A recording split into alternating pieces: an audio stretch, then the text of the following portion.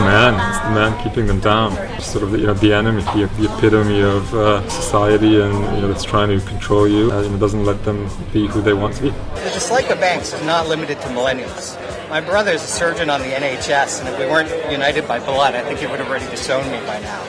But particularly for millennials, because they are used to efficiencies in life and technology, the frustrations of dealing with a big, nameless, faceless bank puts them off. They're a lot smarter, they have better access to information, they're a lot quicker, and they're a lot more privileged. Their concept of money is not how we used to see savings, for example, or needing to save and buy a house. Their concept of money is what can we do today with money, either for my own self-gratification or whether I could use it for the better of the world.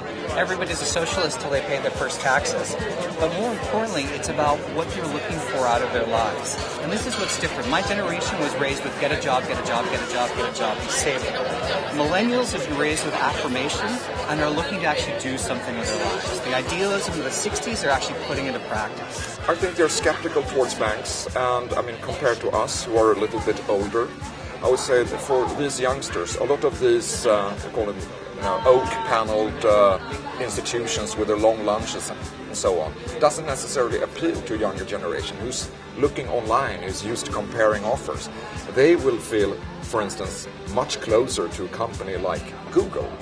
So let's assume, for instance, that Google starts selling or distributing financial services. That will probably catch on really, really well with the millennials, in my view. Because the traditional banks don't provide the way of interacting with the millennials that the new payments companies do. If you look at particularly in countries like India and China, the bank isn't an ATM. It's not a branch. It's a mobile phone.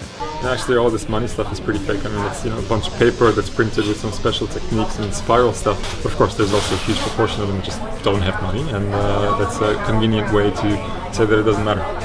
Just get a grip on yourself.